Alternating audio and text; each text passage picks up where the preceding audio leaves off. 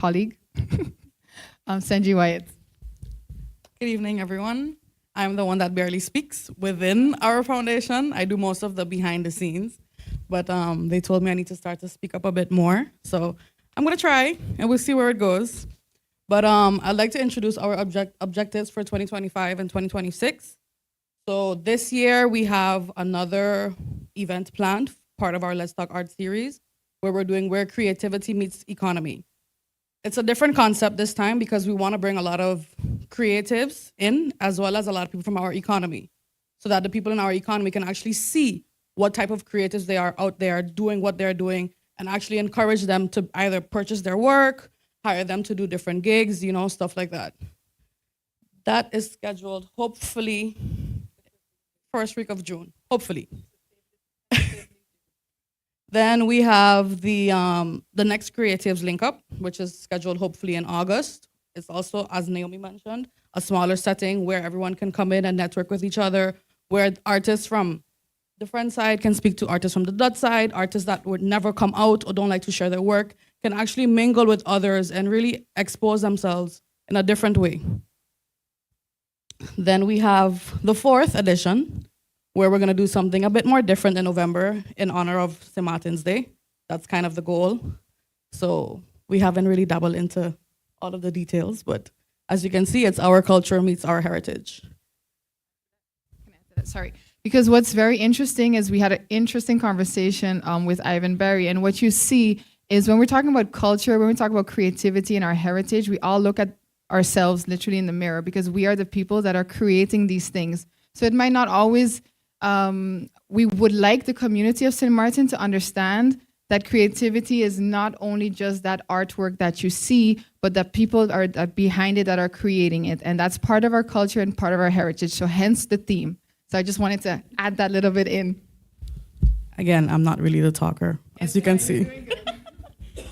Then we move over to 2026. We initially wanted to do our magazines this year, but seeing that we want to really focus on our event series to really build that and really get it out there, we said we'll take our time and really launch our magazines properly next year. So that's the goal for that, since we already had our mini pilot / tangible thing to go with at the event.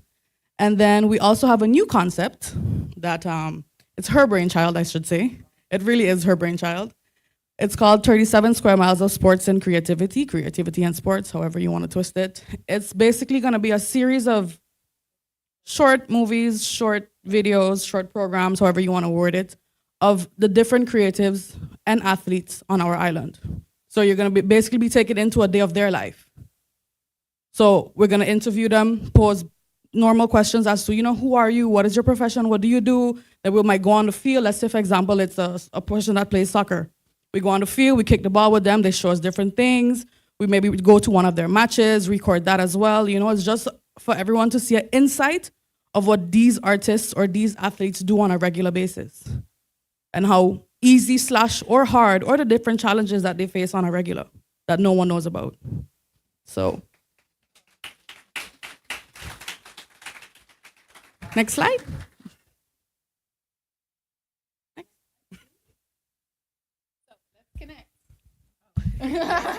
No, so indeed, we really just want to expose, and I think I kind of didn't want to say it, but I hold two hats. I'm also the president of the St. Martin Sports Federation, and sports and community and just that social power that creativity and sports has for building communities, I think is really the essence and what drives now the St. Martin Sports Federation and Let's Talk Art.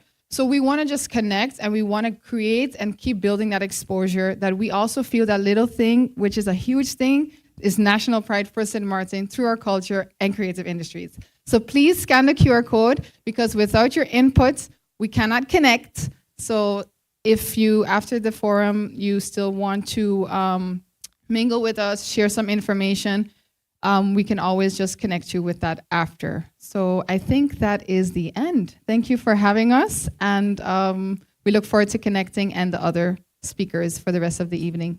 Thank you.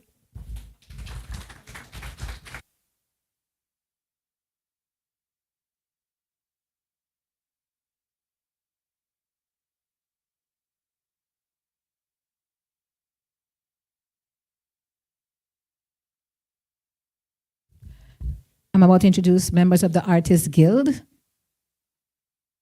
And the idea for the Artists Guild is like an association, a membership-driven team of people, which includes you. It's driven by you, your membership, your being a part of it.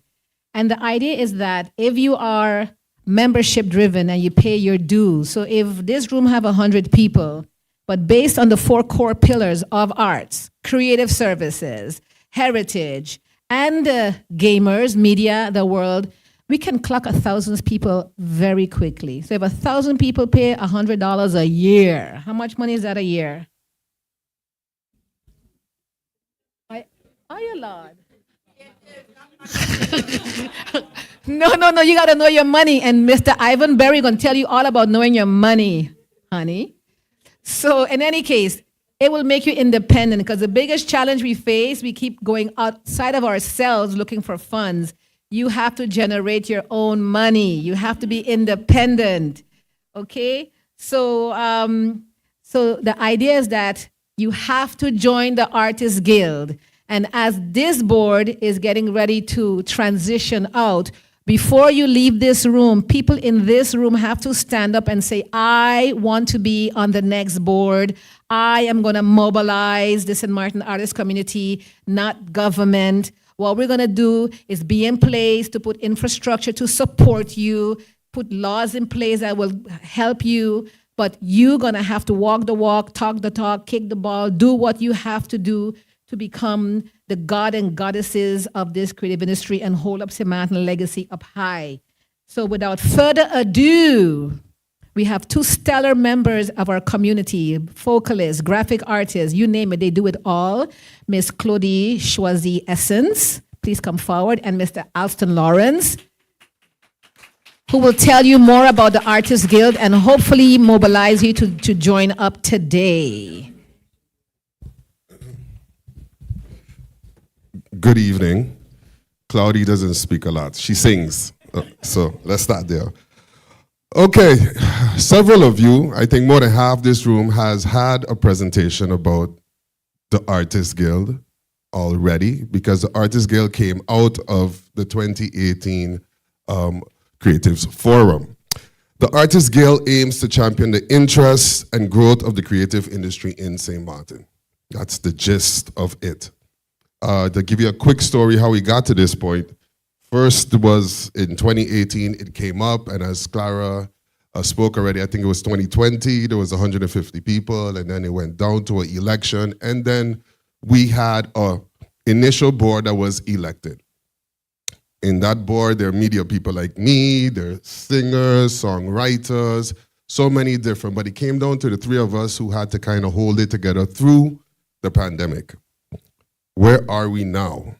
We're right ready to launch. But before we do that, we would love to have a lot of you already registered as members. You're going to say, you have the chance tonight to ask, what are you registering to? Because you all have to be part of the development of the Guild. The Guild started off as the St. Maarten Artists Guild. Then it changed how we spelled St. Maarten. And I saw it here with Let's Talk Art as well.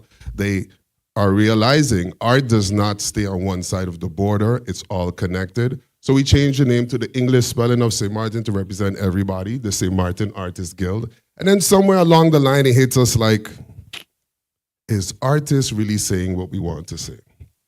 Then it was changed to the St. Maarten Creatives Guild. And that's where we are right now. We are establishing right now, actually, and there are several things, immediate priorities that we have to start with as soon as we hit the ground. First of all is tonight, the membership drive. Can you put up the QR? So anytime while I'm talking, just hit the QR and you can register. This is an early registration, so we have those lists and then we can contact you to get into something that's gonna come not too long from now called our general meeting. In that general meeting, us, the board, expect new board members. We expect some of you, the creatives on the island, to get up and say, I want to be part of this. I want to help steer it in whatever direction it's going. Doesn't mean we won't be, but we have pulled it to this point and now have to give it back to democracy and let everybody jump in. because there are new minds, there are new ideas. This started years ago. Since this started, so many other great organizations started, movements started. I see Tess there. I've been to 2 of yours. Let's Talk Art is here as well, and I'm proud to announce we're working along with Let's Talk Art as well, because they'll get to do the fun stuff, and we get to do the serious stuff. We have to defend everybody in the orange economy. This can be as small as, how much do you get paid? How much does somebody else get paid? It can be as big as we have to go to Parliament to discuss serious issues that are affecting all of us in the orange economy. Some of our immediate priorities is the membership drive. Is the QR there yet? No? I know there are lots of QRs tonight, but that's the way the world is going. Our membership drive, then we're going to have a logo design. That's another thing. There were like at least, no, the QR, the separate file. Also, you can join us on Facebook. On Facebook, go to St. Maarten Creatives. You'll find it. It's orange, obviously. And what you can do there is you're going to find 2 QRs. One of them is to register and become a member. Do it right away. And if you want to be a board, it looks like a QR.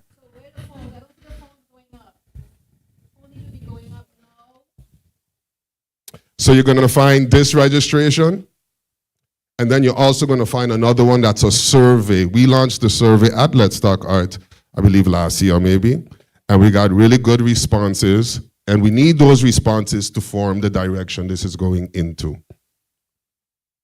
On this registration form, the last line says comments.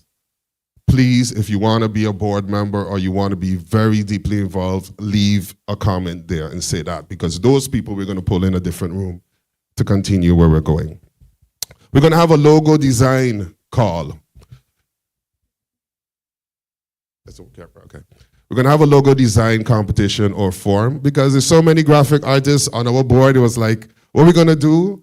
And we went back and forth, it was like, no, let's let the people make the logo design. The logo design, of course, has to encompass all disciplines, however best you can. The survey is also on the page. So on the Facebook page, you can find the survey. It's another QR. But that survey is quite important for us to hear what you guys need as well. Then we have an organizational development roadmap. We've already put that forward, and the action plan for the annual general membership meeting. Okay. Let me get you quickly our mission. Our mission is to inspire our community by developing, supporting, and providing quality, inclusive opportunities for persons in the creative industry.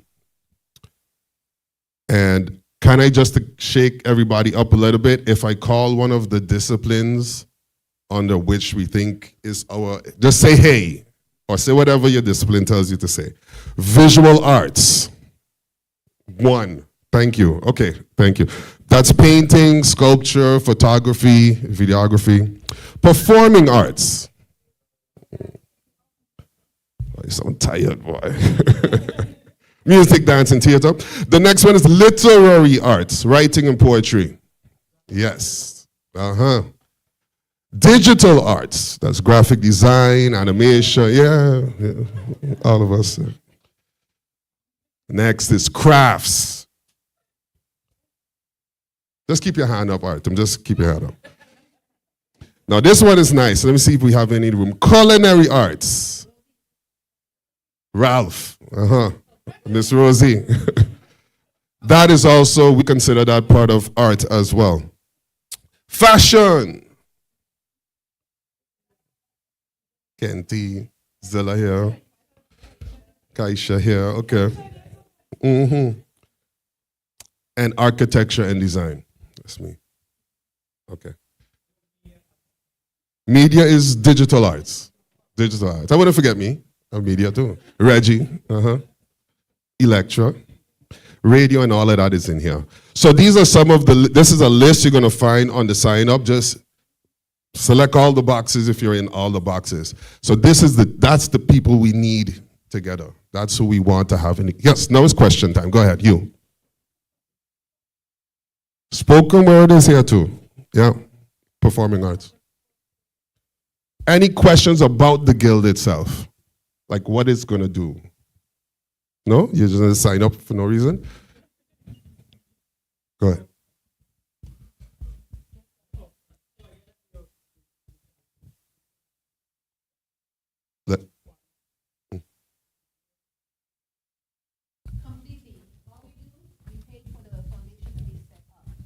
Okay. Yeah. This is all on you. We're here to support, but we're not in the.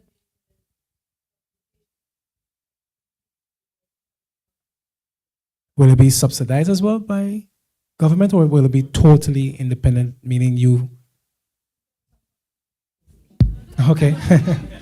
Just curious, but thank you. That's part of it. We've already received approval for funding to get this first 2 years out the way and to get to the AGM. So that as a guild, we'll be able to do that and have access to funding. Well, we'll have access to funding in all kind of different ways as well.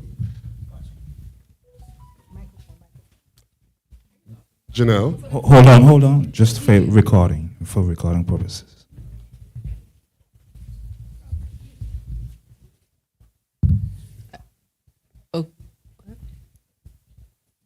Okay. I just wanted to, I don't know if everybody understands exactly what the guild is and what expectation they could have of themselves or the organization itself, right? So I don't know if you can kind of go into that a little bit more in terms of, because obviously when government is involved, there's an expectation on government to do Right. everything. Well, it's not going to pay everybody for what they do. Exactly. So not I'm part just of the asking idea. a very general question Right. so that when persons sign up, they know exactly what they're signing up to. One, and two, what the expectation is on them as they sign up. And that's part of us being creatives.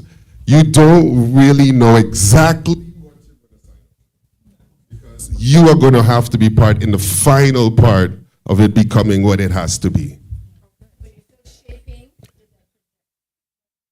Like we poured a mold for the cement, but the cement got to dry. It's not going to dry until we all get on it. Something that might help you to understand the guiding principles. So we didn't finalize, but there are some guiding principles that we think everybody should agree with or go along with that's going to help us get exactly where we have to be.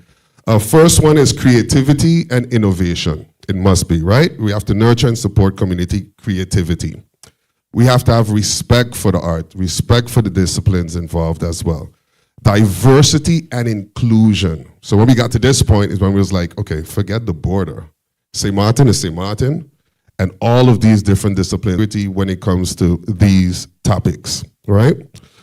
Collaboration and community building. That's part of what the guild will be as well. Joy. If it doesn't have joy, what are we doing it for? Correct? So we literally have that as one of our guiding principles. Number 7 is quality. Not only the high standards that we have, but what would we do to bring a standard up for those who we don't have? What is a standard? What is a professional? What is an amateur? These are the questions that the guild is going to have to form together with y'all in the general meeting. Because in the general meeting, we're going to vote together, all the members. So to be a member, you need to sign up. We're going to vote on some of these initiatives for the way forward. And last but not least, culture and heritage. What's here today, culture, and what was here yesterday, heritage. That's quite important to the guild. We don't want to lose ourselves. We don't want to lose what we create under this energy called St. Maarten. We don't want to lose that. We want it to stay core from here. And that's why culture and heritage is there as well. That was a good question. Next. Kenty. Oh, every artist in St. Maarten, from 4 years old, unless he's a genius at 1, till 100 years old. Hold on.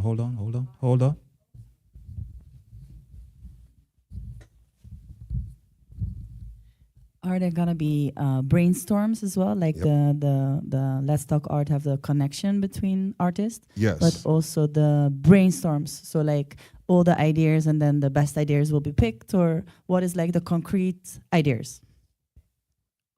Yes. But there will Practical, be brainstorm practical, sessions. practical. We have a set of committees that we want to suggest. So not only there's a board, but there's also committees.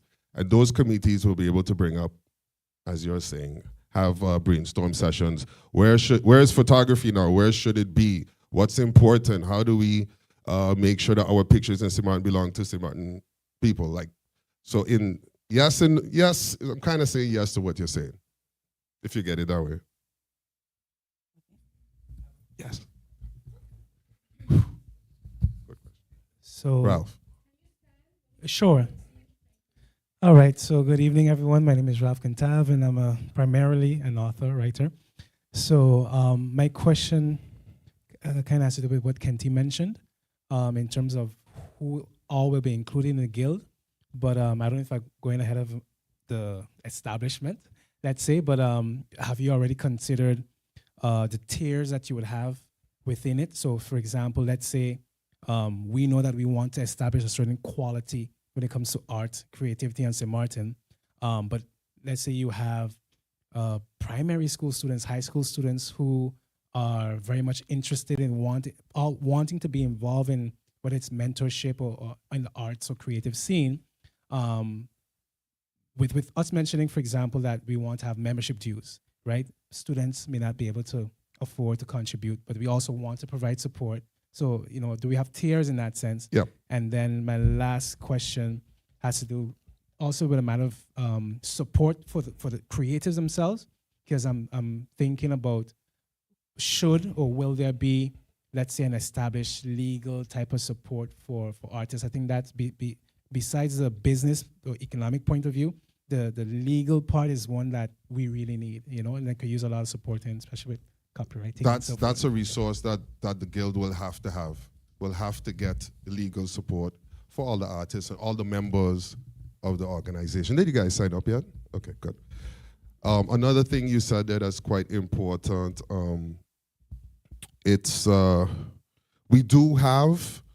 We have already suggested tiers, especially when it comes to membership, because membership in an association officially is a paid membership. It's up to us with some good advice to decide what those are. If it's 10 cents, if it's $10 a year, if it's $10 a month for a professional, if it's $1 a month, $1 a year for a 4-year-old, we have to figure that out. And so at the AGM, you can expect some ideas. You can expect to be asked, do you have extra ideas? And then you can expect us to vote on them so that we move forward democratically on all of these different decisions. We won't make those decisions and then ask you to jump into an organization with those decisions already made. They're too important. That is what the AGM, Annual General Meeting, will do, and will allow everyone who's a member. So right now, be a member, there's no fees right now. We need the members to come to the AGM, and then we get that part going. I hope that makes it a little clearer. All right. Sigma. Good evening, everybody. Sigma Creative. Album out on all digital platforms right now. Thanks. You guys planning on doing trainings and expos and things like that?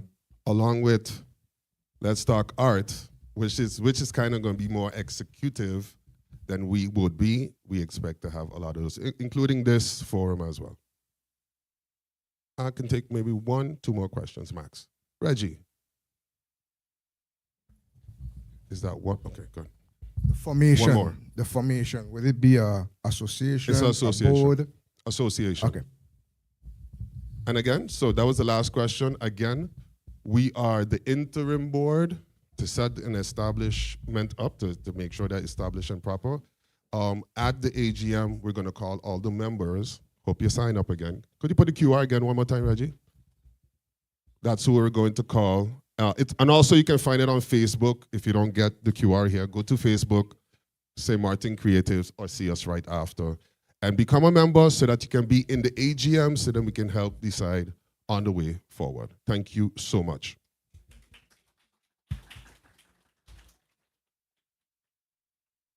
In order to meet what is an industry and an economy, think about the SHTA. Think about the Taxi Drivers Association. Think about the Bus Drivers Association. Think about the Teachers Association. Right now, we have all these incredible creative persons on St. Martin in the heritage, in the arts development, media, and I'm talking gamers. You're all existing, but you're all existing in silos. You're not a power to be reckoned with. You're standing alone, not making the impact that you need to make. This is your opportunity to become part of a body, a lobbying body that can make changes, that can put rules and regulation, that can say we're going to protect ourselves in the following way. We're going to create insurances in the following manner. We're going to create scholarships for students. So you have to really think this is your destiny. This is who you want to be. You don't have it now, so it's carte blanche. You are the authors of this new organization. When you join and you go to your general meeting, you will create the blueprint about how you want to function. You can decide to be just a film section, a musician section, to be a dancer section. And there's multiple organizations around the world that now you can affiliate to, send workshops, training, conferences. This is your opportunity to become that body that government gonna have to listen to. You understand that? So I can't say it enough. I'm an artist like you. I'm just sitting here temporarily. No, I'm here for life. No, I'm kidding. In any case, so I'm an artist first. And we've all been here. We've all heard the story. Oh, St. Martin got a lot of talent. And what? I have to be very precarious. So my portion is done. Our next speaker is someone I met at a very powerful creative forum in St. Kitts last year. And it came online. I say, I have to go to this event. It was 6 glorious, intensive days. And what was so spectacular about that creative conference in St. Kitts managed to pull together some of the brightest luminaries from St. Kitts Professional anywhere in the world. People working as models, people working for Amazon, people working for Netflix, people working for you name it, they were there and they were all Kittitians. And I know St. Martin have those people too. I know people in St. Martin in our diaspora, in Holland, in America, and they're all working in these very illustrious positions. We need to connect with them equally. So this gentleman brought a team of professionals together that covered any aspect you would want to know about the music industry. And because we're all artists, we overlap in many platforms. So while this conversation might be music specific, you will find yourself in it in any genre. It's about the professionalization of yourself, but understanding the business component of what it is we do. So without further ado, I can't wait to bring to the stage Mr. Ivan Berry, who's gonna take you on another level of journey. So write down your questions, because you know you're gonna have a lot. And also, the opportunity to meet with him individually or in a cluster to really ask deeper questions is also there, because he's gonna raise a lot of information for you. And he said he's make himself available to answer any additional question when his official time runs out. My time is up. Mr. Berry, the stage is yours. Please give him a warm St. Martin welcome. Thanks so much. Well, this podium really messed up my joke. Normally I say, can you see me?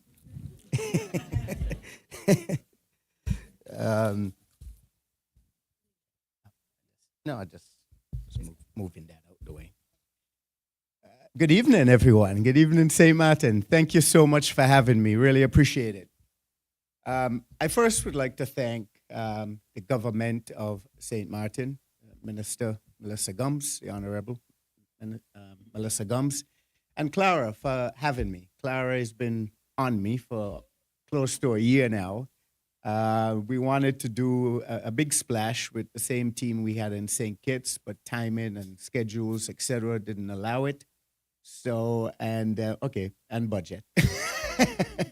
And so I'm here to represent the broader team. My expertise is in the music business. Born in St. Kitts, living in Canada since 1979. On the highest level in the music business. Long story short, 2 Lifetime Achievement Awards later and a Hall of Fame induction. Thank you. I am here to discuss a little bit about the business of music. What I would like to do is, so I just kind of don't miss any points and really focus on what I think is really critical for St. Maarten and the Caribbean on a whole. I would like to go through a speech, and then after that, we can open the floor for further dialogue, questions, etc. So, here goes. Tonight, although we have a wide populace from the creative industries, my initial speech is geared towards the sector that concerns the business of music. I, however, feel that in many areas, it translates to most sectors, and I will be able to address individual sectors later in an open floor dialogue. I will discuss where the business of music is going from both a creative and economic point of view, but also from a global and digital convergence impact. In today's world, ownership of intellectual property is an absolute must. On a daily basis, we see major corporations downsizing, integrating, and consolidating. Most creators in the independent sector and in a small populated territories like St. Maarten are scared and unsure as to their future. I must tell you, no matter what happens to the major corporations globally, there is and will always be a need for amazing, diverse, and creative right-brain thinkers like yourself. We must all note that one of the greatest exportable commodities that St. Maarten has to offer is within your culture and creativity. From a musical perspective, you have always done a great job in the creation and performance of the art form. However, not a suitable job of wealth creation and job creation within this invaluable commodity. Thank you. The Caribbean has exported numerous global superstars, but not the business professionals to support them globally. What this creates is a wealth for a few artists while creating thousands of taxable jobs for foreign countries to work closely with our exported talents. Foreign governments and foreign private sector benefit more than our regional governments and private sector. This is not a good model, and it is time to invert the pyramid. I am positive that in St. Maarten today, there are a large amount of talented individuals at the top of that pyramid, supported by very few business professionals at the bottom of the pyramid. The pyramid must be inverted, and it needs to be corrected. Based on global politics, we are currently living in a turbulent and unpredictable times, which could definitely affect not only the cost of living and our way of life, but also our main business model, tourism. Diversification of this revenue stream is critical to our future survival, and the creative sector can be our savior. A matter of fact, besides our beautiful beaches and restaurants, tourists frequent our shores for culture and creativity. The Caribbean Caribbean music of all genres and languages, including music from St. Maarten, has unique and diverse rhythms and is recognized, popular, and loved around the world. When taken seriously, developed, and executed properly, we witness world-dominating superstars such as Bob Marley and the rest of his family, Rihanna, Cardi B, Nicki Minaj, the Notorious Big, The notorious big Sean Paul, Jimmy Cliff, Ricky Martin, Gloria Estefan, Tito Puente, Wycliffe Jean, Kassav, Marshall Montana, Patrice Roberts, Woodrow Banton, Peter Tosh, Sparrow, Arrow, Calypso Rose, Shaggy, Toots and the Maytos, Harry Belafonte, Beanie Man, Shabba Ranks, Chronix, Taurus, Riley, Third World, Barris Hammond, and of course St. Martin's own Mighty Dow, Boniface, DJ Rum, King Verse, and others that are either directly from or of Caribbean heritage. Most of you may not know a lot of the US names that I called are all from Caribbean heritage, right? Our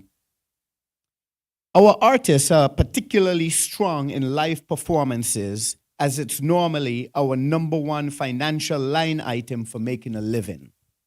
We, however, forget about the lots of other support and income-generating individuals such as songwriters, graphic designers, arbitrators, stylists, makeup artists, sound engineers, producers, publicists, managers, business managers, choreographers, dancers, photographers, video directors, script writers, social media and brand specialists, and the scores of other roles that make up a vibrant and perpetual music business.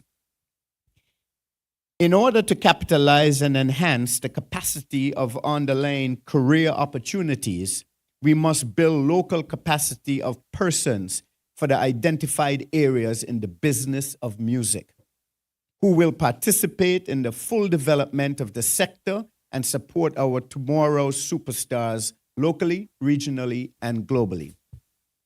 We have found that because of digital convergence, fueled by AI and other mediums, our consumer is more educated, more sophisticated, and more demanding. So quality of content, convenience, price, and providing this content on demand are the keys to integrate into and be more successful within our new and ever-changing digital arena. We must be technologically savvy and media saturated. This is not a burden, but rather it offers exciting new opportunities if we embrace the evolving times and shifting paradigms. This will facilitate the utmost interactivity between the creative industry and its consumers, and the continued personalization of content. We have to strategically strengthen linkages with international executives, creators, and others to build on the collaborations for future development, marketing, promotion, and exploitation. We have to perfect the art of global brand development for export to the international market, while the intellectual property and the foreign earnings remain in St. Martin. Our formal academic educators have to offer new career options in the business of music in an effort to impact job creation, encourage entrepreneurship, and alleviate poverty, while giving a sense of purpose to idle youth, increasing their earning potential and reducing crime due to idleness. Governments will have to reform, modernize, and enhance legislation to a more robust model, while strongly enforcing laws that create taxable wealth for our content creators. All the above will eventually recognize St. Martin as the new creative frontier. This will allow for the export of creative culture and the import of foreign revenue. Although the major record labels have frankly bastardized the business, the core of our industry has not changed for hundreds of years. The core is still art and artistry. We must be swift, efficient, and flexible, but be precise and have quality control at the forefront of our business plan. The shrinking majors have definitely left room for the independent scene to once again be a lucrative industry. Throughout the turmoil of the physical record selling business, the music industry, and more importantly, the creative industry, have remained healthy and have in fact prospered. Copyright creators, owners, brand managers, and monetizers are exerting more creative and strategic autonomy than ever before. Technological developments has made it possible for music creators to record, distribute, market, brand, and monetize their own music within their own home networks globally. With this shift, that has seen the emergence of an artist, brand, entrepreneur type of business model, major labels have been slow and reluctant to take risk in exploring how to utilize emerging technologies and exploit potential new business models to maintain their reign over the marketplace. They have become increasingly obsolete, and over the past several years, as brand developers and content creators, and indeed maybe extinct in the not too distant future. Besides their market share advantage and network and net worth. With this harsh reality staring us in the face, it is time for the St. Maarten independent creatives, artists, entrepreneurs, and supporting companies and individuals to take steps towards the so-called 360 all rights business model of your brand, in which there is profit sharing with artists in earnings from a variety of artist-driven revenue streams. The model has drastically changed from the selling of physical music to the selling of the all-encompassed brand. Rihanna with makeup, clothing, other rappers with alcohol, etc., etc. We have to perfect an effective monetizing of the entire brand of our artists while creating a new and improved industry with young entrepreneurs at the helm of the support jobs that sustain the artist's brand. There are now, much more than before, a range of jobs that create numerous revenue streams in a cohesive manner within the creative industry, where intellectual property could be created and exported while the foreign revenues are earned globally and wealth comes back to the region and its rightful owners, and government benefits from an increase of taxable income from globally successful individuals. Simply look at what reggae and dancehall did for the global marketing and foreign earnings of Jamaican artists and government. A substantial contribution to GDP, I may add.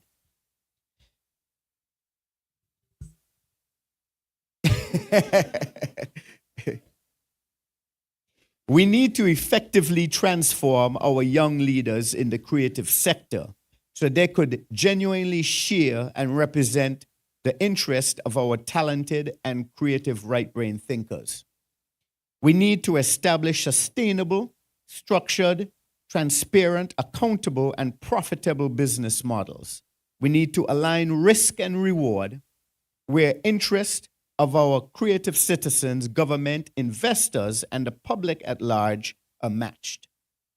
We need to truly and effectively establish the business of music in St. Maarten as a viable and respectable avenue for wealth creation and retention. Let me be clear. Creativity as an outlet for youth expression is undeniable. The disproportionate attraction to the creative sector as an area of professional interest amongst youth is equally as undeniable. In fact, when surveyed, the vast majority of youth at risk identify some sort of creativity as their primary area of professional interest. What is disturbing about this is that these career opportunities, from the perspective of those same young people, is defined simply as the ones in the forefront that is recognized as the sexy jobs and nothing else. They are oblivious to the hundreds of distinct role players that contribute to the success of any one artist, performer, and or creative person. Our youth must first be taught to align education, both practical and formal, with their creative talents to mandate a sustainable, vibrant, and perpetual creative industry. We must not fail our right-brain thinkers. We must educate them towards a global perspective. In doing so, young people will recognize the plethora of options available to them, that the combination between talent and education is an indomitable fortress. So, as the St. Maarten creatives try to impact the global creative industry, I think we must face reality, meaning to recognize the creative and economic changes in the sector and adapt to the current business climate. Become leaders, meaning show ultimate leadership in everything we do and everyone we deal with. Have passion, meaning the creative sector is a 24-hour, 7-day-a-week career. So pursue the, meaning the creative sector is a 24-hour, 7-day-a-week career. So pursue the art form with passion, full commitment, and reap its financial and holistic benefits. Create teamwork, meaning work closely together with our direct, indirect, and extended teams. It takes hundreds of people believing and working together to be globally successful. You're not alone. Join collectives like the Artists Guild that offers an effective platform for advocacy and meaningful influence through lobbying. Lastly, be creative, be innovative, and be efficient, and be effective. These are all tasks that seems difficult, but are not if you strategize, have a plan, and implement that plan with ultimate discipline. A great person once said, "Go out on a limb, for that's where the fruit is." Another great person said, "Our reach should exceed our grasp, or what's heaven for." Thank you.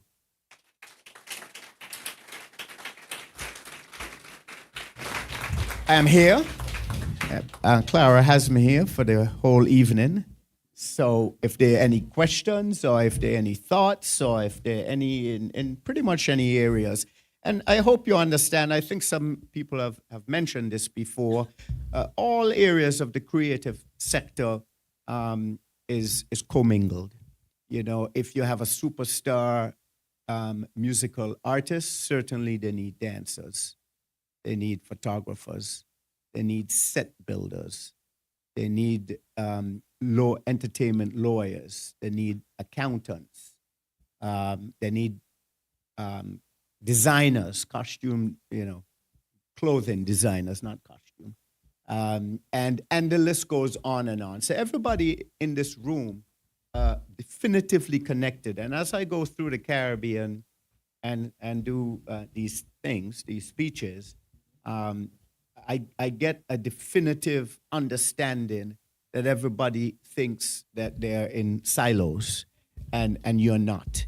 You know, you're all connected, and it probably, if any one of the St. Maarten artists, or when the St. Maarten artists reach to the platform of a multi-platinum recording artist globally, I would almost guarantee you, if you project this properly, that everybody in this room has a job with that artist, guaranteed. So it's all very interconnected. And that is the importance of the Guild, you know. And Clara told me about the Guild. I have been preaching for years to various Caribbean islands, various governments, performing rights societies. I'm happy you brought Erica Smithy, a very close friend of mine, who's brought me to Barbados so many times to talk about COSCAP, the Performing Rights Society, etc. But what I find in the Caribbean is that there are no associations. Everybody does their own thing, and there are no collaborative efforts. And that is simply a no-no. We have so many in developed countries, developed meaning in the music industry around the world. We have so many associations and so many guilds and so many things there's so many that each sector has its own, but they're all connected. They're all very, very connected. So, the Artists Guild for a small populated country like St. Martin, I think is absolutely critical. And I think you'll be doing yourself a disservice if you don't sign up this evening.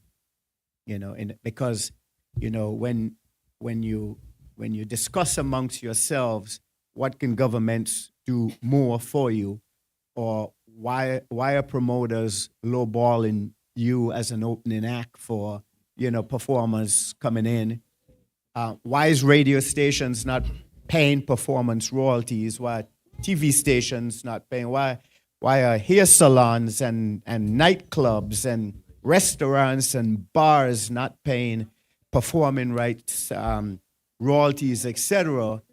Well, the reason for that is you. Simple as that. Because with numbers, there's lobbying power.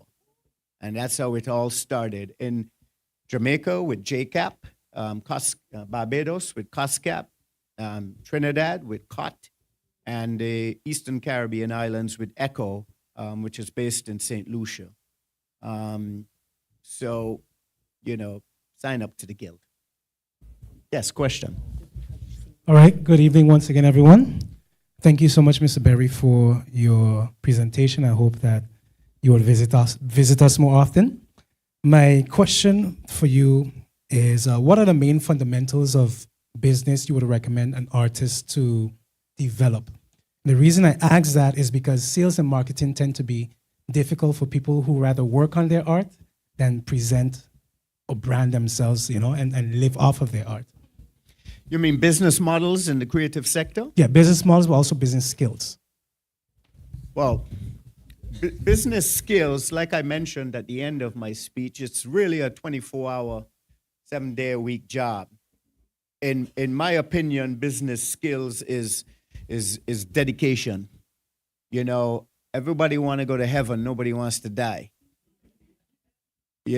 And when I started in the early 80s, now I'm aging myself.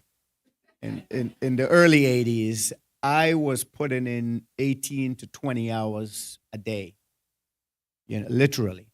To the point that at 61 years old today, everybody thinks I'm crazy for not doing more than 3 or 4 hours sleep, but it works for me. My body has adapted, and I still do 3, 4, 5 hours sleep a night. So passion and dedication is certainly a skill. What I find in the Caribbean, which I think is a brilliant area and a brilliant business model that works for any sector of the creative industry, is social media branding. I find everybody call themselves, everybody's on social media, but nobody's getting paid from it. And that's just a waste of your skill, your talent, and frankly, your time.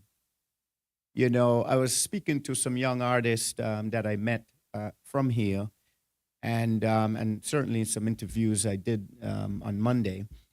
And it's so funny, the artists like, how do I grow my numbers, etc.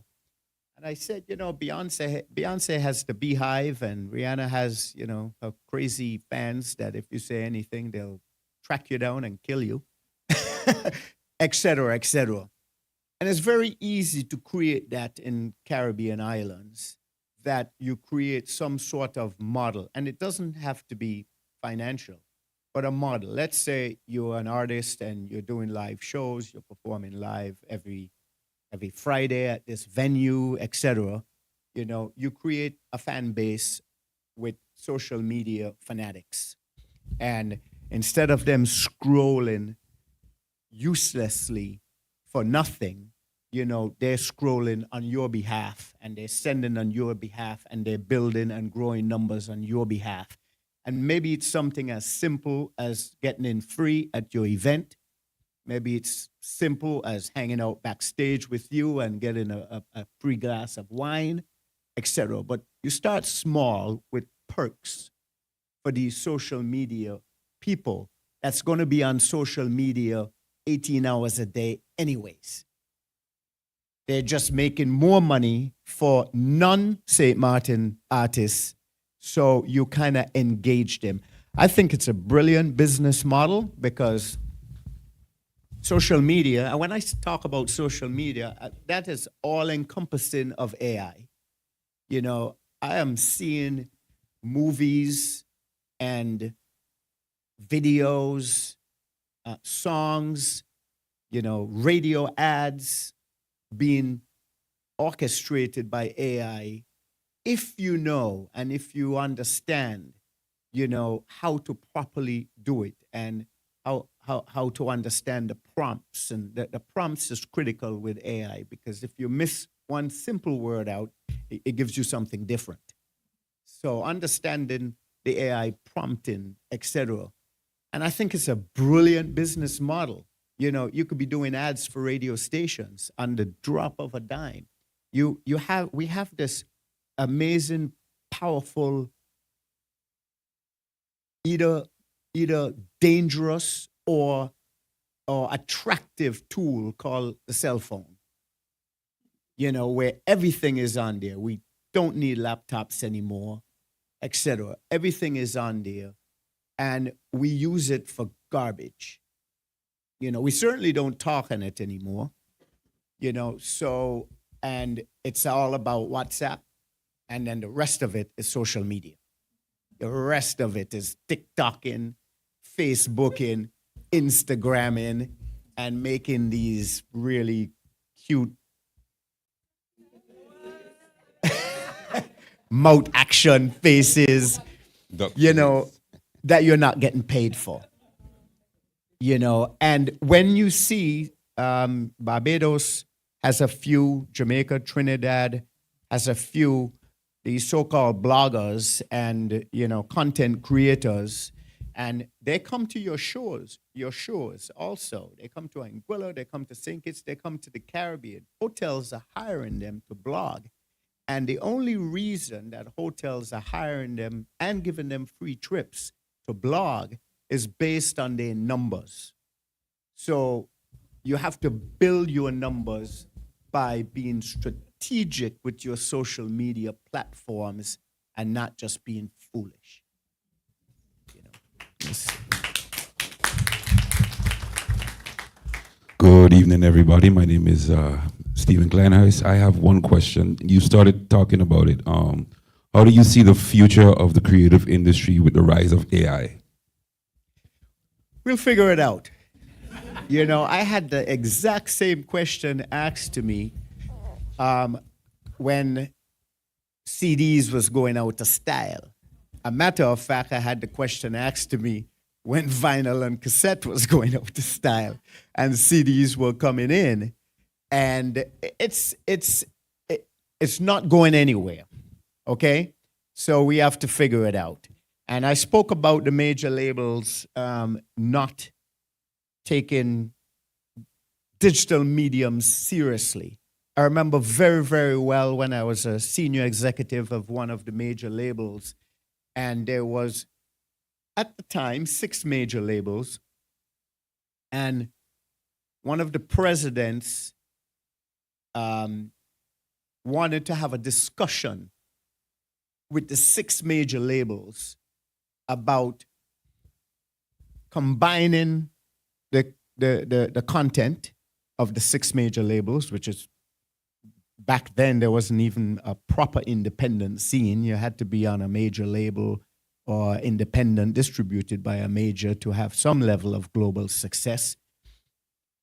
And they were talking about digitizing and disseminating and charging artists for. This was back then when mp3.com just came out.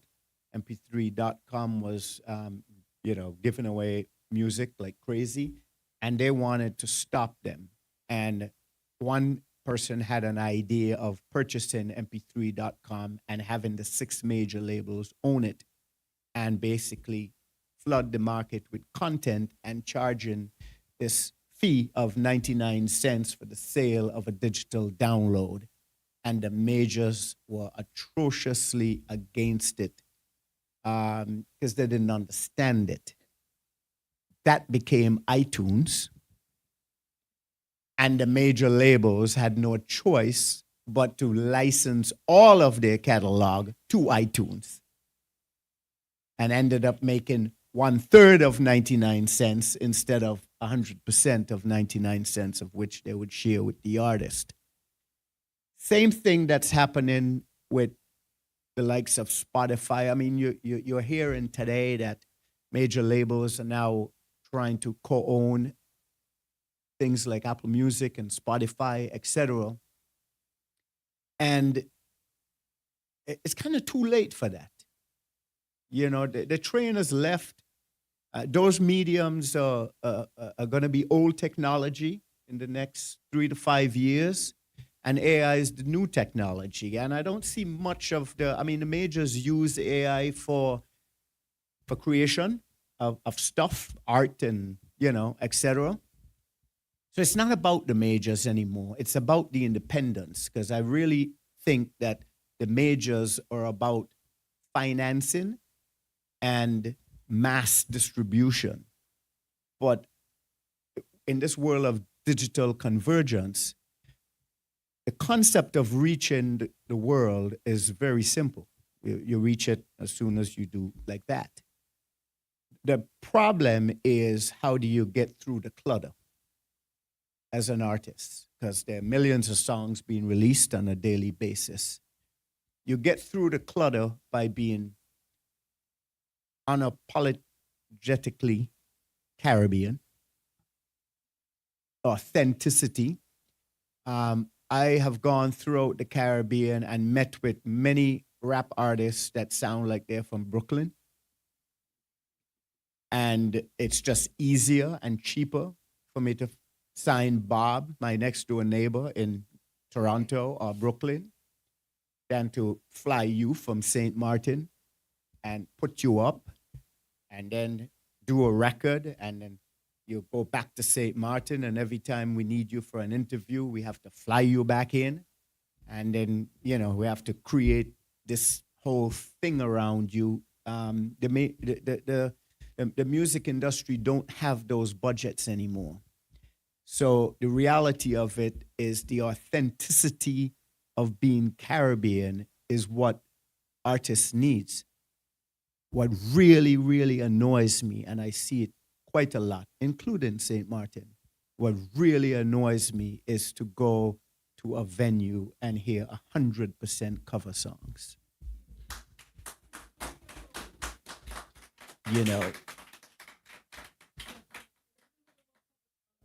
Right? A cover song is playing Michael Jackson and Bob Marley all night long, right? Of course, you could include 1 or 2 in your set, depending on who you are and the type of artist you are. There's absolutely nothing wrong with that. Familiarity gets the party going. But at some point, you got to sell yourself. Mic drop. At some point, at some point, you have to sell yourself. At some point, the same tourist that comes here from around the world needs to know who you are, where to get your music, what your social media platforms are, and be excited about your art form. And that doesn't go just for music also. That goes for dance, for everything else, poetry, etc. But so many times I see artists perform and they don't say their names. They don't share their social media platforms. They don't have some sort of landing page to just give them one platform to go to, and then the others are there. And so tourists are entertained and leave, without any knowledge. And that's crazy to me, because you're sitting here telling me, how do we get out of St. Martin? And you don't need to get out of St. Martin. The out of St. Martin is already here. You have like 1 million visitors every year. And the last time I checked, they're all partying. They're all out partying in different clubs and et cetera, et cetera. It's funny, when I was the senior vice president of Sony BMG Music for many years, and someone told me something once, and I will never forget it. They truly put me in my place. It was a gospel group, and they came to me, and the group was just stunning, amazing. I personally enjoyed it. I loved it, etc. I'm like, what am I gonna do with it? We do NSYNC, Backstreet Boys, Britney Spears, 𝒚𝒂𝒄𝒉 Jean, of which I signed to do his Caribbean records. What do I do with it? And like, where do you tour? I mean, it's different now. We're talking about the 80s, 90s, etc. Now gospel is, they're doing 30,000 people a show, rappers. This kid, I forgot his name now, but I follow him out of Jamaica. I mean, he's so brilliant. He's doing hardcore, he's doing hardcore dancehall in gospel. And he's got the look, he's got the sound, but the lyrics are just spiritual, and I'm like, wow, and so anyway, I asked this, like, where do I tour you, and the group told me, oh, we have the most venues in the world. He said, all I got to do is go to all the pastors in the city, and I could do 100 shows this week. And they may not pay you, but it's eyeballs and ears. It's growth. And then you drive that traffic to social media, and then you drive that social media to the sale of content or merchandise or anything else you may have.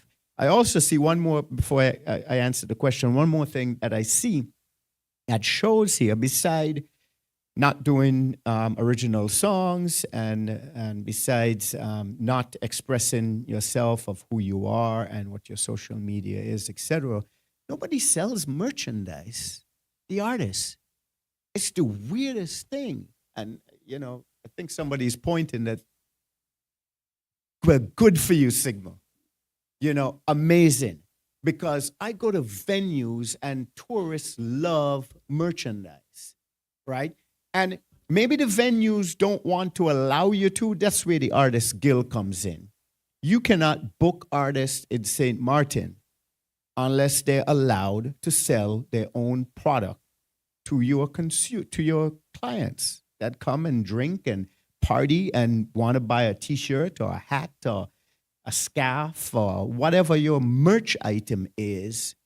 It's really, really critical, and it earns revenue, additional revenue for you. One of the shows in the very early 80s, we told the club that we don't want any money at all. We want a percentage of the door, and we want to be able to sell our merchandise. And they thought they got a great deal until we had that place, 500-600 totally unknown artists, not signed, 500-600 people every weekend, and we're getting 10% of. They begged us to take a performance fee, after a month or so. So there's ways around earning income. When you become stagnant and lazy and just go after the traditional methods, that's why you remain in St. Martin, and that's why you can't pay rent.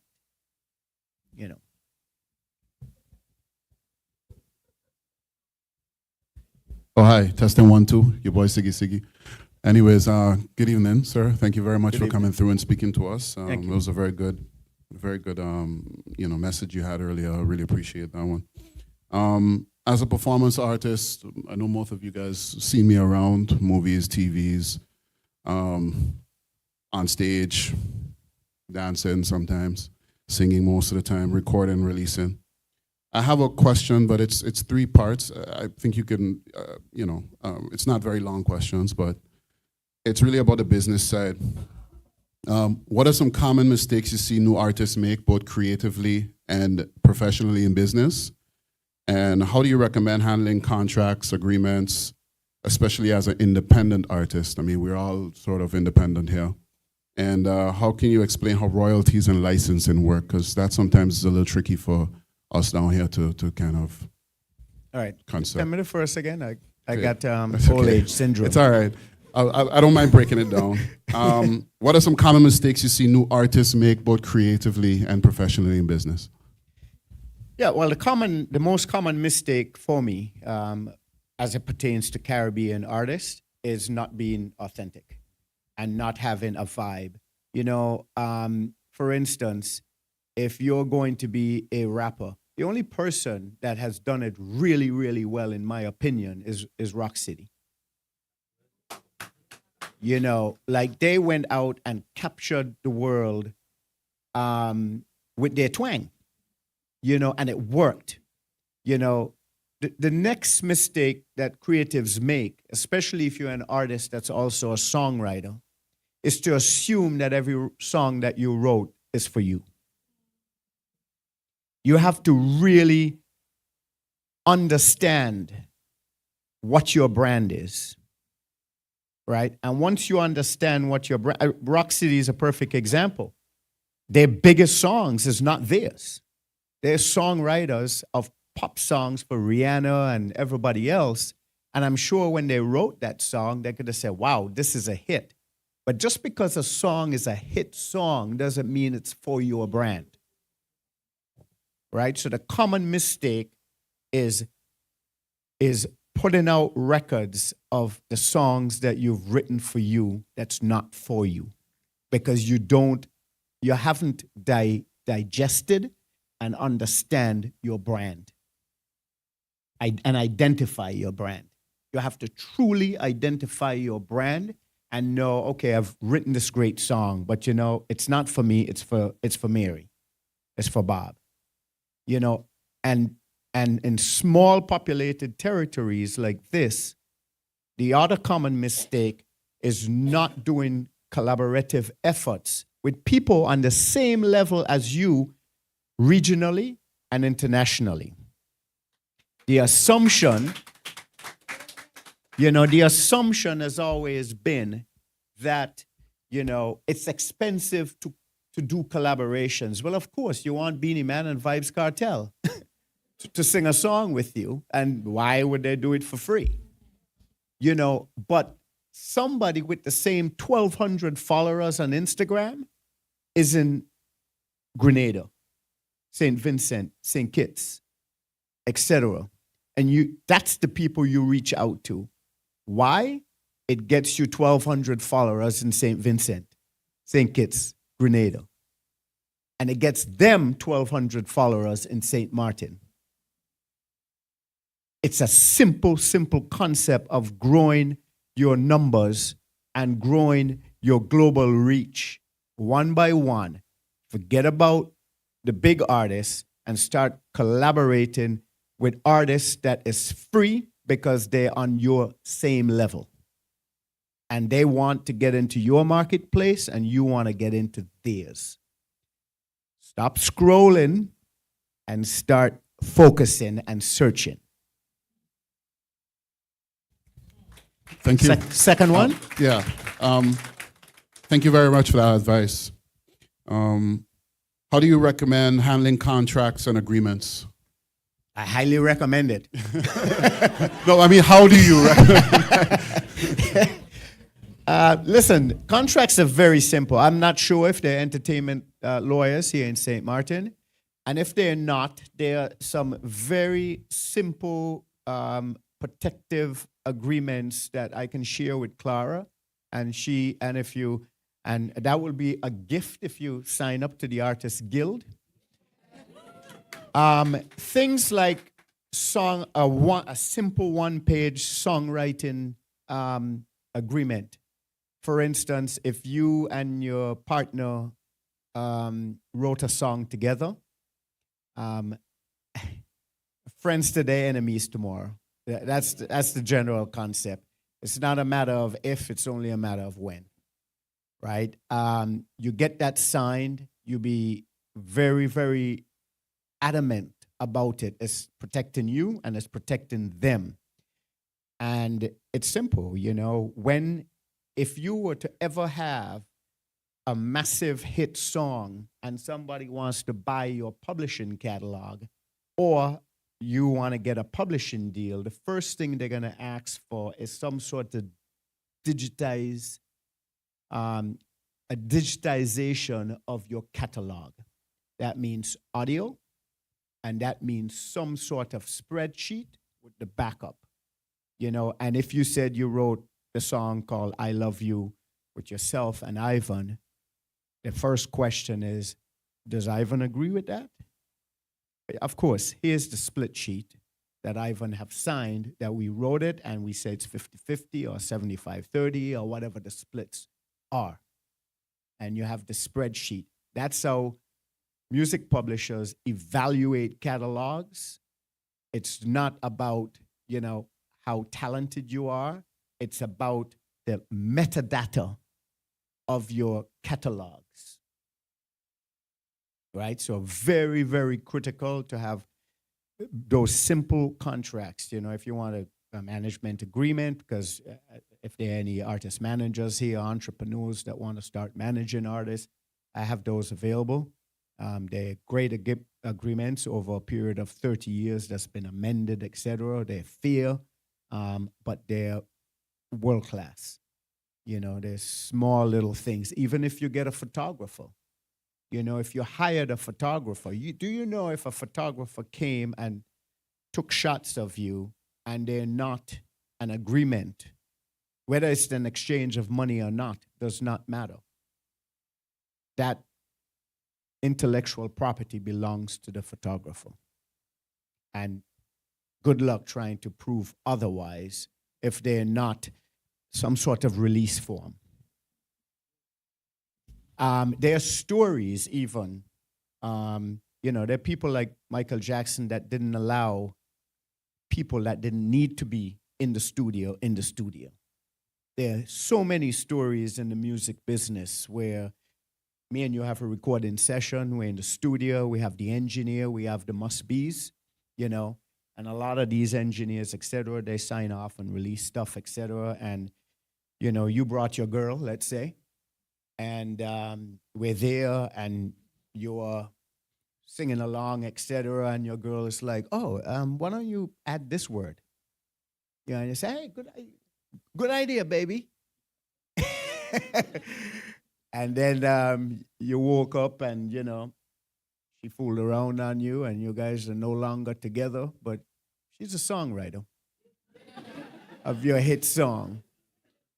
And she will win. You know, so if you're not signing releases, etc., then expect that when it happens, when you're big enough for it to happen, it will happen. I think that's probably why, if you look at some songs, you'd see like 20 people in the songwriter list. Of course, like and if you go deeper, because you won't see it on the credits, but if you go into the back catalog, into the performing rights societies, etc., and see the breakdowns, some of these people have 2% of the song because they had an idea, hey, change this.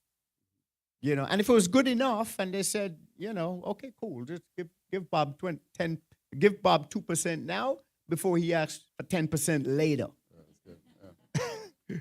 Right? If it's a great thing, you know, if it's a great addition, you know, and rightfully so, whether Bob is a songwriter or not, if Bob had a contribution that makes it a lot better, then he should be rewarded. You know, but it has to be definitive about what he gets before it comes out.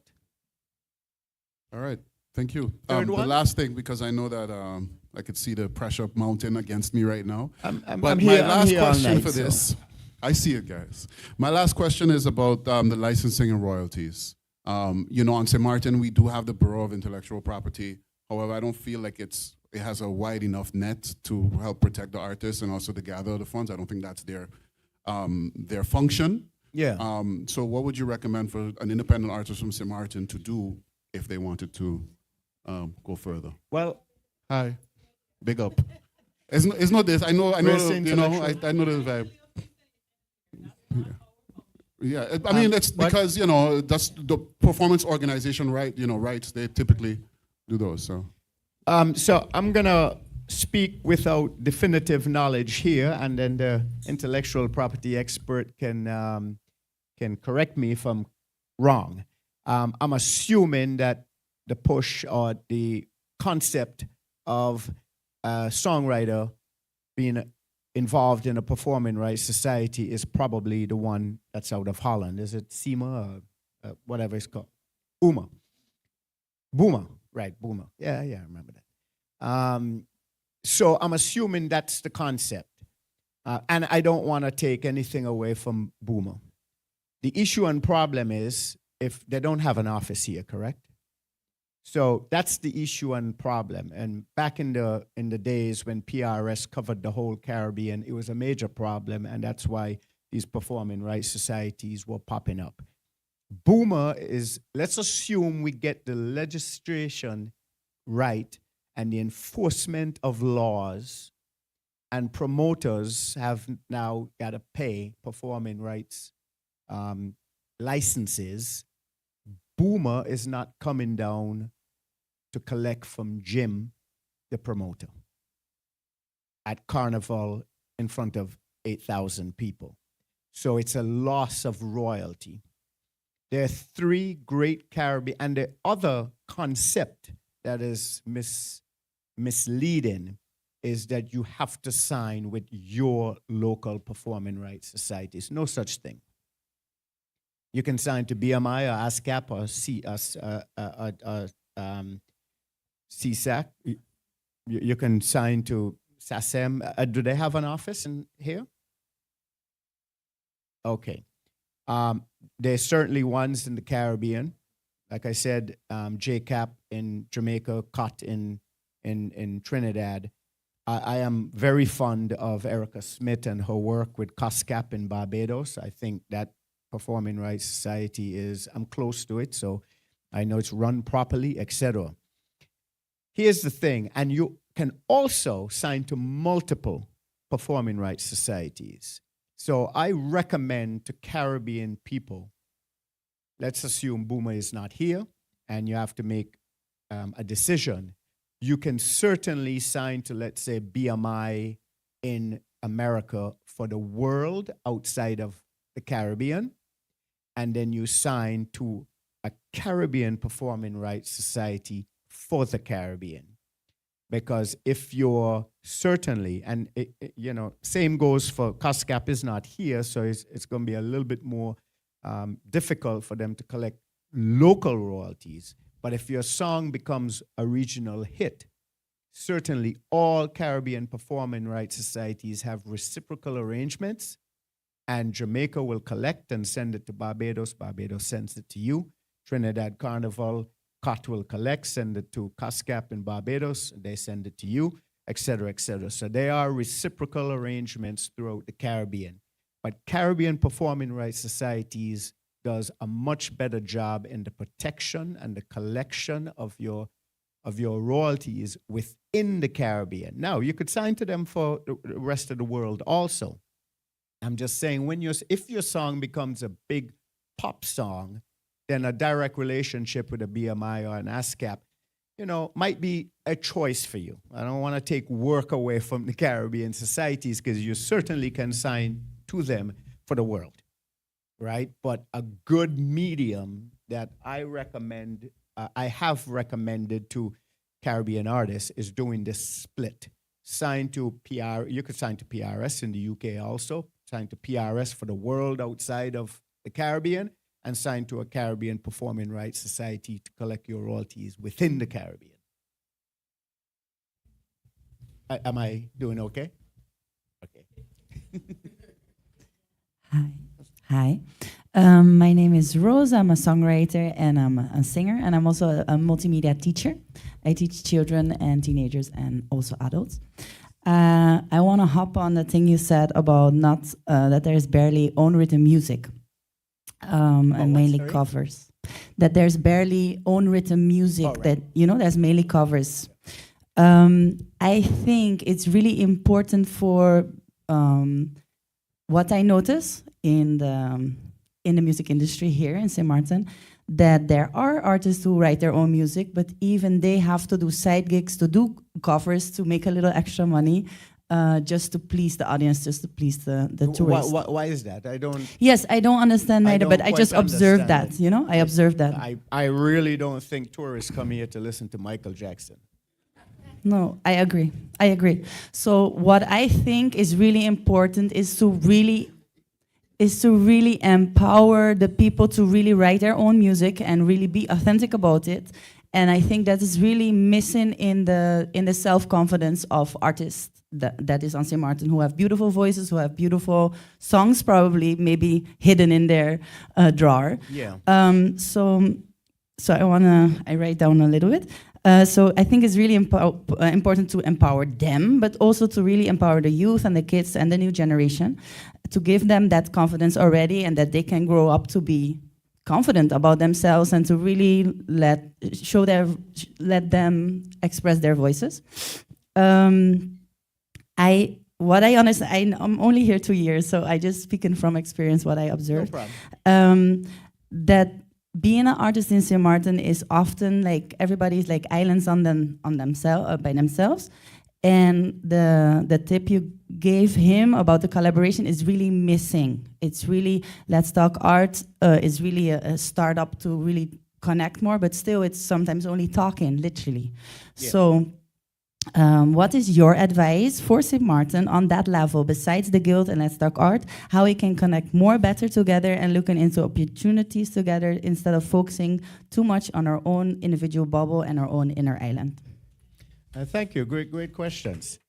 Let me start by saying, okay, you spoke a little bit about songwriting.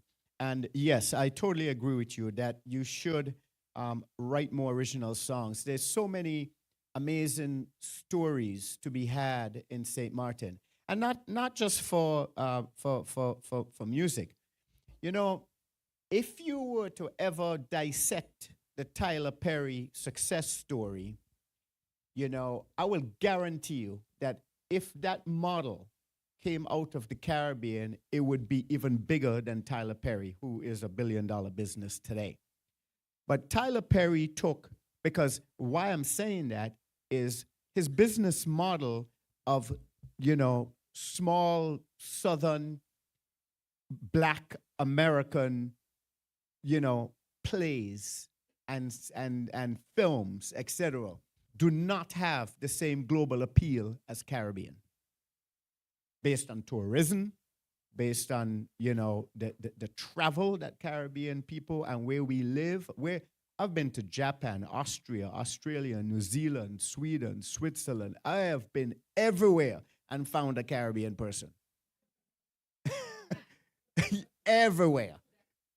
You know, I'm like, what the hell are you doing here? I have even been to Eskimo land and found a Caribbean person hunkered down in some sheepskin. You know? So the reality of it is, from a songwriting point of view, and here's the other thing with songwriting. It is a brilliant business model. I will guarantee you that songwriters make more money than artists. Every time. Of course, if you're a triple threat where you're an artist, you're a performer, and songwriter, then great, you have it all. Now, there might be a lot of poets, there might be just individuals that you know, write songs. Yes, can I? Yes, so I just want to put out there that I really have the strong urge to connect more songwriters. So I don't know how or whatever, but I really feel like there's a lot of people who write and who's creative about it, but I really would like to connect. So I just want to put it out there. So the general concept that people have in the Caribbean is that if you're an artist, you have to write all your songs. And that's crazy because it's not like that anywhere else in the world. You know, Rihanna is not a songwriter, and she's quite happy not being a songwriter because she understands very well her strength and her goals, right? So she gets the best songs written for her from around the world, and she does a brilliant job performing them, you know, and owning them, right? And that's really, really critical. So songwriters are lacking in the Caribbean. You have it a bit in soca music. They're great songwriters. I managed Patrice Roberts for a few years, and I know that soca has some songwriters. Problem Child from St. Vincent is a brilliant, brilliant soca songwriter, and you would have heard so many of his songs on other people's records and probably just don't know it was Problem Child that wrote it. You know, another great songwriter from Trinidad, his name is Shaft. He is written for Marshall, for Patrice, for everyone. They write songs, that's it. You know, and they give it to artists to propel their vision and their thoughts, etc. So for those of you who are poets or just people that want to be creative, etc., and you don't have a voice, you're not a performer, songwriting is a great way of great business model. And for the artists, like I said, you know, you don't have to write all your songs. The biggest artists, you know, Dolly Parton wrote a song called "I Will Always Love You" for her then boyfriend Burt Reynolds, and it did okay. You know, and Dolly is so happy that Whitney sang that song. So happy, some 200, 300 million records later. So happy. You know, so the reality of it is, again, yeah, and Bob Marley with "I Shot the Sheriff," they're probably, you know, speaking to an artist last night, and, you know, Bob Marley wrote, you know, "I Shot the Sheriff," and it was recorded in so many different genres of music. So we're talking about how music is organized noise. That's all it is. Somebody can start beating on their lap and somebody else do something with a bottle, and then somebody starts saying a couple of words. All of a sudden you have a melody and you have a song. So music is organized noise. The next thing to remember, however, is production of that music defines the genre. That's how a song like "I Shot the Sheriff" could be done in heavy metal, jazz, dancehall, reggae, you know, R&B, whatever, because you change the production and the song is still the same. Still the same melody, it's still the same lyrics, and the original writers will still be compensated. But the textures that's added to the production changes the genre of which it's at. And that's amazing to understand, because you can write a song with just kind of lyrics and melody.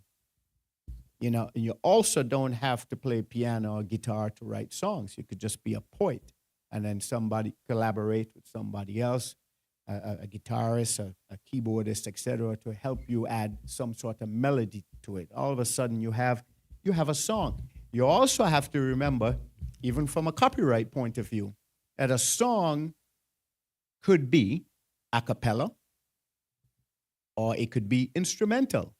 It doesn't have to be both, right? We have this concept that because you write lyrics and melody, that you don't have a song unless, you know, unless you have vocals, and that is not so. Or you're a vocalist, or you're a keyboardist, and you can't write songs. The fact is, you can write brilliant songs, brilliant instrumentals for lyricists to write on. So there's so many different ways of creating a song and so many different ways of collaborating with each other in St. Martin. It's very, very critical for you to step out of your comfort zone and stop asking the same questions. As you know, the old saying is like, repeating what have failed, repeating the same thing over and over is the definition of insanity. So every time you talk to somebody and they said, I'm just not going anywhere, it's really because you're doing the exact same things and you're not stepping out of your comfort zone and you're not trying new things. So if writing your own songs are not working and you're not coming up with these hit songs and you wonder, maybe you're just a not good songwriter and you should start collaborating with somebody else. It's real simple. Stop trying to own all of the jobs within your control. And for some of you who are artists, and it's a crime if somebody don't tell you you can't sing. Maybe you need to be a songwriter. Or maybe you need to be an entertainment lawyer. Right? Yes. Good evening, everyone. My name is Electra, radio personality and influencer and creative. I'd like to thank you, first of all, for giving such an insightful, informational evening. I think as a creative myself, listening to you, I find myself on the, I would say, the higher end, as high as I can reach in St. Martin. You made a lot of very interesting points with regards to collaborating, putting yourself out there, daring to hear the word no 1,000,000 times, but it's you not giving up is what makes the difference. I want to tap into something, a question that Sigma asked with regards to business and contracts. I learned this from my cousin, Clara Reyes. She was a very big advocate for us creatives. Even if we had to dance for a few minutes, we had to get paid. We had to get paid. Good. She was very adamant about that, and I want to thank her for that. No. I want to thank her for that. Because of that, I find myself in the position that I am, so thank you, Clara. I just want to say to the creatives out there, I, as a creative here in St. Martin, I live solely of my profession. Good. Many years ago, you were thought, people would say, you don't be a dancer, you can't make money. Don't be a singer, you can't make money. Don't be a poet, you can't make money. But I'm here to share with you and listening to you tonight that that's not true. Yep. I'm a living testimony of this community that you can make money, Yes. and a lot of it too. Good. But like what you said, you have to be authentic. You have to sometimes be very business-minded. Yep. In the sense it's called show business. Yep. There's no show without a business. Yep. And another thing that you pointed out in the sense of getting your product out there, getting your how you say your brand out there. Yeah. You got to invest in yourself. Agreed. In the sense of you are creatives, get yourself a media kit. You don't know how to do it? Ask somebody. There are a lot of creatives out here that can assist you. Yes. Collaborate. Yes. And making that shift, like you say, Sometimes you're not a songwriter. Maybe you think you're a songwriter, but you can't write songs, but you got great ideas for a hook, Yes. right? Yes. And that is something I think you learn as a creative as you develop and you step out of your comfort zone.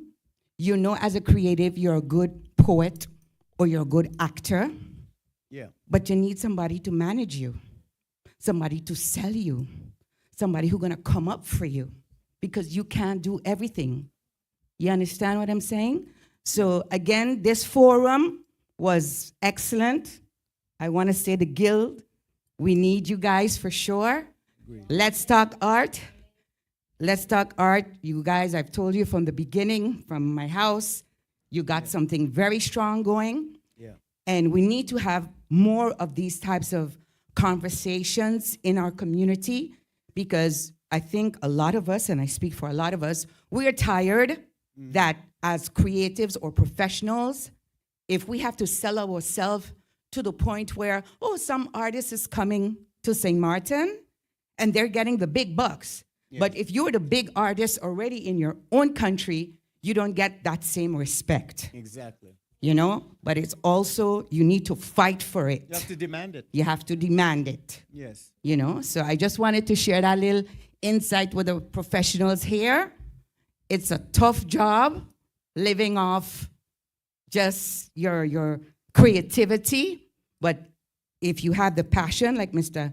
Barry said, the passion, the willingness, and 24 hours, you're just thinking and you don't sleep. And my daughter always said, Mama, you're talking to yourself while you're driving because you're constantly thinking. Of course. So, you know, these are the things that you need to be cognizant of and also just keep going at it no matter what. Yeah. All right. You know, thank you. Thank you so much for that. You know, it's you want, if you're a true artist, you know, it's important for you to know and have some level of understanding the business aspects of your career. Just from a knowledgeable point of view, I think it's critical, important. When I had my management company, who managed certainly many of the top artists and black artists in Canada, I hate negotiating with dummies. So I want my artists to be educated, because if we're gonna sit down and have a 2-hour conversation about something that you have no understanding about, but your friends told you it was so, I don't have the patience for that. So I try to, when other managers try to de-educate their artist, maybe they had ulterior motives, I don't know, I try to educate my artists, because it's really, because then you could have some focused conversations to move the brand forward, you know, etc. I taught for many years, I taught in 2 universities in Canada. The course is called The Business of Music.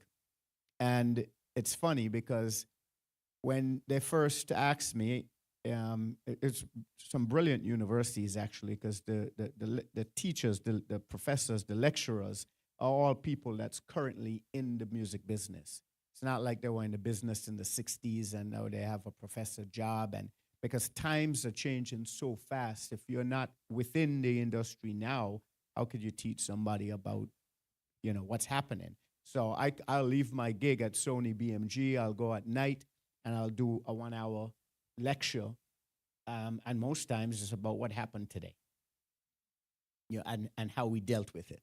So the students were really getting, you know, this valued, you know, in real time information.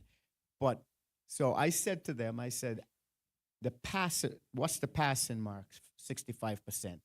So I came up with this concept and had to sell it in to the head of the school, but took a while, but I did. I can't teach you how to be successful. You know, if Lady Gaga had walked in my office dressed as an egg, which she did at the Grammys, I personally wouldn't have signed her. I would have thought she was crazy. I might have called the cops or something. And I would have missed an opportunity. right? So I can't tell you, there is no such thing as right or wrong in creativity. So my passing mark for my course was attendance. Listen to me talk for an hour and you pass. It's real simple. And I remember I did this thing every year where I said, normally there are about 30 to 40 students. And I said, who's an artist here? And, you know, you got maybe 20 people put up their hands. And I said, okay. And what was good is that my course was kind of, they went through a year or two already. So it was at the end, my stuff. And I said, okay, well, we know that's not going to go well because most of you can't sing. So please help me out and point to the singer class. They'll point to the singer. You know, I said, and everybody else put down your hand, you can't sing. I said, you know, who is the nerdy numbers person in this class? Everybody will point. And I said, okay, great. You're going to be the accountant for this gig. I said, you know, who is the loudmouth, talkative one? Everybody points. I said, great. You're going to be the publicist, right? And what I did is within the class, I created the music industry around the artist. And in order for the entire class to truly graduate, their task, without help from me, was to go and record. They had songwriters, producers, etc. They had to go and record a song with the artist, the classmates. They had to figure it out, go beg studio time, pay for it, whatever. Release that song and release it, but use that song to get a gig at a prominent enough venue, invite everybody out to the venue that it's a paying gig, and support the artist, and the artist has to perform, get media out, get everybody out. So it was a real-time action of the entire class was the music industry supporting the artist, right? And that's really critical. And after years of doing that, a lot of my students today have very high executive positions in music management companies, music publishing companies, record labels, etc. And they thank me every day. They say, Ivan, I thought I was a singer, but I love being an engineer. You know, I love being a songwriter. I love being a publicist. I love being a photographer. You know, you bluntly told me I can't sing, and I had to readdress my situation. You know, so it's very critical. So thank you. Okay. I'm not ending it, but I would like, I don't want people walking out on Ivan. So what we could do, we can kind of get closer, tighter, so we have a focal group to say, okay, we know I really have very important questions, and then we can sort of kind of say, for those of you who want to say good night and thank you, we're going to do that. And then, and what you call it, we can wrap up like 2 more questions to say we have officially ended, and then we start the consultation part. Do those really want to sit down and really ask him questions specific to them, you know, much more concentrated? I guess you guys okay with that? All right, because I hate to see a great speaker and the crowd just kind of petering away, and it takes away from his amazingness. So, and actually, for those of you who want to stay on, please fill up the front row, kind of move forward. And then so we can do 2 more last questions, do a beautiful wrap up, and then we go to a much more concentrated, focal energy conversation. Okay with that? Yeah. People walk out on me all the time.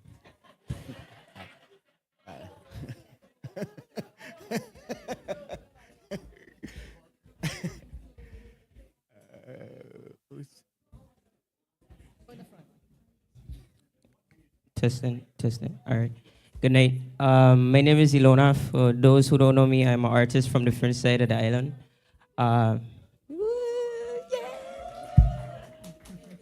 Sorry, an artist from? The French side.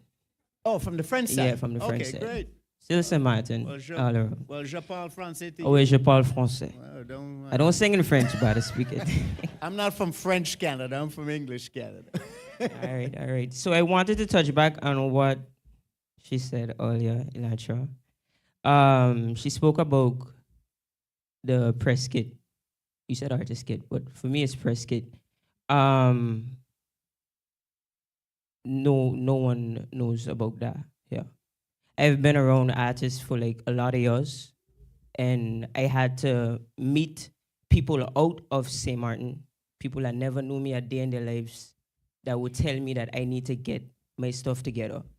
These is things that we don't even know that we need as artists, because nobody ever asked for them. These are things that you have to present when you want to perform somewhere else, but nobody asks for it, because nobody expect that, okay, this is an artist that we need to try to pitch to perform in this island or that island, that island. Nobody putting you on a stage without the press kit. They don't know who you are. That's how they know who you are. Yes. You understand? We have no identity. Nobody sits down and nobody sits down and actually put us together and mold us and shape us. For instance, you say that artists go and perform on a nightly basis wherever. They call it residencies. They go by these places and they perform every week, every month. They get comfortable performing there for every week, every month. You can't get upset when you go over there and you hear them singing only covers, because that's what they set to sing for the whole month. They already get comfortable. That's what they're going to do. If they wanted to be an artist, they would use that platform to actually sing the songs. You have a whole 2 hours to sing whatever songs you want. You choose to sing the covers. You chose that. You could be home writing your songs, and this is your chance to freely, literally getting paid. You getting paid to sing somebody else's song when you have the chance to actually promote yourself within that 2-hour gig. There is no excuse. And if you can't write, you just can't write. If it is true, because in our reality, I'm not going to say I am the best songwriter in the world, but Lord have mercy. The way I started is not what's going on right now. And that's for everybody, because that's growth. The same way I record people on the side of me actually singing and stuff. The way I started is not where I am right now, but it's my drive to want to get there. The same way you say all you live on is music. I am 24 years of age, and all I live on is music. That's all I do. And I chose that from I finished school because, parents want to get some. You need some. You need to walk out with something. In our reality too, I am burning off 18 years of my life in class and not coming up with something. So I at least came with something, Put that to the side so we get it, and it was like, it's music. I know it was music. I tell myself it's only going to be music, and I show myself that every time that I fall and I like, okay, and everybody around will be like, oh, go and get a job. No, absolutely not. It's not how it's going to work for me. It's probably going to work for somebody else. Don't get me wrong, I don't knock who go and get a job to be able to fund their career. All I tell her is just don't get comfortable, because it's so easy getting comfortable and feeling like your music not going to work. I know myself, I'm not doing that. I have to stay focused. I have to say that this is the only way that I'm going to make money, because that's the only way I will make money from it. Yep. You understand? That's how I am. Just falling back on last thing I get to finish right now. The artist development. I speak earlier about branding. Nobody know this self here. I just being real. And I included myself inside it, because I didn't know myself literally a couple months ago before I decided, okay, this is who I am and this is what I want to call my fan base. An artist that don't have a name for the fan base, you finish with. You don't have no fan base. You have people that listen to your music every now and again. That connection is only formed when you have a name for them. You belong to me, you are mine. You understand? That connection that you build when you give them a name. Okay, when we get together, I no longer call you by a name. You have a specific name that I call you, right? Separate the people that I am not in a relationship with is the same thing. As long as the artists don't have a name for their fan base, you don't have a family. That's how Beyonce have to behave. For instance, because you speak about it earlier. Yep. That's how they connect. Because they all feel like they are part of the behave. So they will sell out all arenas that she goes to. Because we are the bee. What's your artist name again? Ilona. That's my name. Spell it? ELONA. And that's your Instagram also? Yeah, we just decided to keep our government for the No, there's artist nothing name. wrong It's with very that. short, it's easy to catch, easy to remember. And what do you do? Sing? I sing, I think. Okay. Well, let's hear something.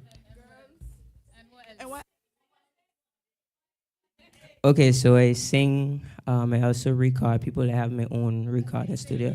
What else do I do? We are going to talk for her. All right. He said he's not gonna sing unless you pay him. We gonna talk for her. You want to talk for yourself? Yeah. You gonna say it? Okay, go ahead. Please continue. All right. Thank you guys for having me. All right. Okay. I'll just promote my new song while I at it. That's it. I have a new song. So you can go ahead and call me toxic. But if I tell you that you're mine still, even when I mess it up and we call things off, I'm still the one you want. Oh. You can go ahead and call this toxic. But if I tell you that you're mine still, even when I let you down and I do you wrong, I'm still the one you love, oh. So you can go ahead and call me toxic. Yeah. All right. Yes, sir. And that's something you wrote. Excuse me? That's something you wrote? Yes, sir. I write Brilliant. my own music. Brilliant. I'll talk I gotta to you. tell you, the few artists that stood up today, I can tell that you're an artist.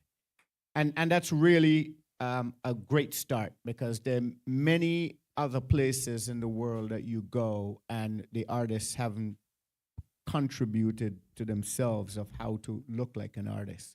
But a few people that stood up tonight, like you look like an artist. You know, if I walk into the room, I would say, who's that person? You know, who's that person? So really, really great job. So everybody, please follow her on Instagram.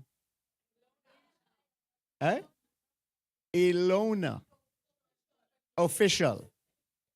Please. You know, I'm gonna forget. For everybody, I'm gonna forget names. So if anybody wants to follow me, I don't have big number. I started Instagram like 2 years ago. I didn't want anybody to find me. Why would I have Instagram when all my other artists have Instagram, right? That's the way I figure. I don't want to show everybody. And then this is the truth. About 2 years ago, after they gave me some other award in Canada, and I wasn't even aware of it, you know. And so people reached out to me and said, you know, a lot of people, hundreds of people on there, like, you know, talking great things about you. You should thank them, you know. I'm like, well, I don't have Instagram. They said, well, get Instagram. So I got it for that. And I'm like, this is kind of sexy, you know. So, you know, I start like going fishing and putting up pictures and videos. So, you know, I got low numbers, like 1,200 people, etc. But when you go down the list of the people, oh, they're important. Guarantee you that. You know, so anybody that wants to follow me, my name on Instagram is 𝒚𝒐𝒖𝒓, because small axe cut down big tree.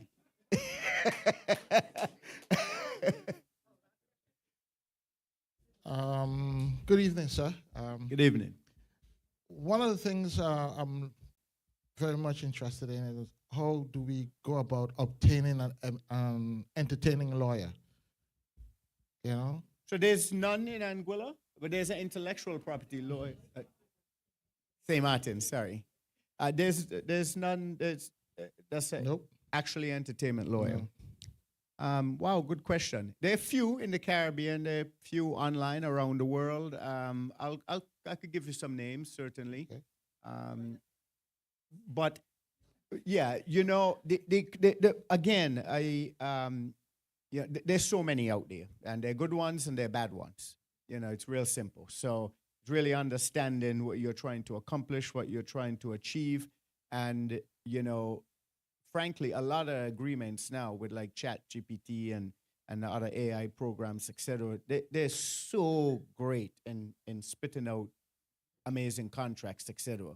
You know, so depending on what level you're at and what you're trying to accomplish, you may or may not need an actual entertainment lawyer.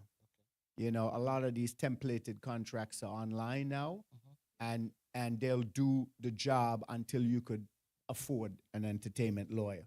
They're not cheap, entertainment lawyers. You have to pay for their years and years of experience, etc. But I can't say, I have to double back to the Artists Guild, because we spoke about so many things this evening.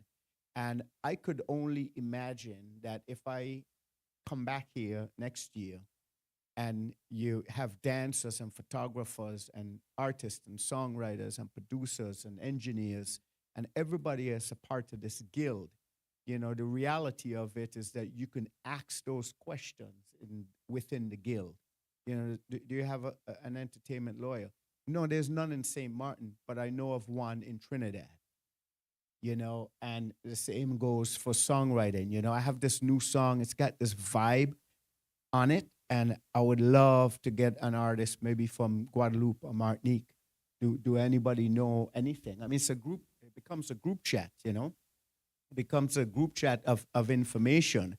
And you know, you can have a WhatsApp group chat, you can have an Instagram chat, etc., where, you know, don't post silly stuff because it just bogs down the whole situation, and then the real serious questions get ignored, you know, but use it for good use, you know.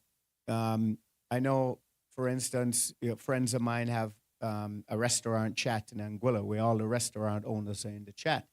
And it's amazing what they do with this chat, you know.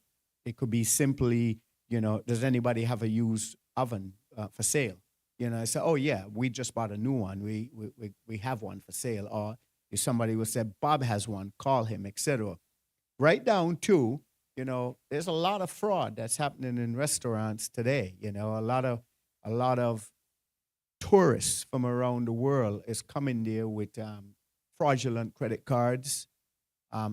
Some of them, they get a kick on going to restaurants, complaining, and they'll do their entire visit to St. Martin or Anguilla free of charge. They go to restaurants every night, they complain, and they eat for free. Yeah, it's a big thing in the Caribbean. You don't hear about it because you don't talk to the restaurateurs, you know, but they'll say, there's a couple, Jim and Bob, you know, they screwed us last night, look out for them, you know, etc. So that's the power of a group, you know, is being able to share information, you know, protecting yourself, etc. You know, but I could give you some names, but I'm telling you, like, sometime I did it for fun when I first heard about ChatGPT. That's one of the first questions I asked, because I'm very contract savvy. I'm not an entertainment lawyer, but I'm very contract. A matter of fact, I've had so many great lawyers throughout the year, and none of them has ever negotiated a deal for me. Lawyers don't negotiate my deals. They table the deals I negotiate. You know, they paper the deals I negotiate. So you have to know enough about a lot of things to be able to negotiate what's best for you. And then, as a lawyer, sometimes the lawyer says, Ivan, I really don't agree with this clause here. You know, I said, well, you won't get it because you don't know where I was 5 years ago, and you don't understand where I'm going to be in the next 10 years. That clause makes perfect sense if I was to explain it to you, but I don't have time right now, so just keep it in. Right? And I'm confident in saying that, right? So, you know, entertainment lawyers are not, just because you're an entertainment lawyer don't mean you're a great entertainment lawyer. And also doesn't mean, you know, it's funny, you know, there's a couple of groups that I still manage in Canada. One of them is a songwriter. His name is Rupert Gale, and I've managed him for 45 years. The other one is a group, a rap group called the Dream Warriors. They have been the biggest rap group for at least 20 to 25 years until Drake came along. In 1989, they sold 1 million records in Europe, Asia, all over the world. And I've been managing them now for 30 years. With both of them, both artists, I had 3-year management agreements, 1, 3, 1, 5, and I've never renewed those agreements ever. That worked for me. I wouldn't recommend it, but it worked for me. Because managing an artist is you become mother, psychologist, and friend. You know, you have to know the artist so well that you can make decisions on behalf of those artists. You know, for instance, if the artist goes on tour and you're not going to speak to them for the next 2 weeks, you might be speaking to them, but they're busy, different time zones. Like if you're a really huge success artist, etc., I got to be able to approve a photo for the artist. So, you know, let's take 1 million photos, let's narrow it down to 20, and you're not gonna be upset with any one of those I use for a particular media outlet or whatever, etc. And I'll make the best decision for you because I know you well. You know, so it's really understanding the relationship. It's very, very similar to, you know, a marriage. You know, just because you married her, don't means she can't harm you. Where the non-horning comes in is not within the paper you signed in the church, but it's within the relationship you have and the respect you have with that person. It's very, very similar in the music industry with relationships. Contracts don't matter, but they do. Highly recommend them. They do. You know, in case of like anything else, you know, you sign the contract, you cannot manage an artist via a contract. You sign the contract for protection of both of you. This is what we do. If we ever get divorced, this is how we split up everything. And then you put it away in the vault, and then you get down to the real relationship. Right? That's all that matters. Right? So it's very, very critical to understand. It's important, and I said it in my speech, and I'll continue to say it, it's important to have contracts. It's important to protect yourself. Do not let those contracts lead the relationship. It's a failure.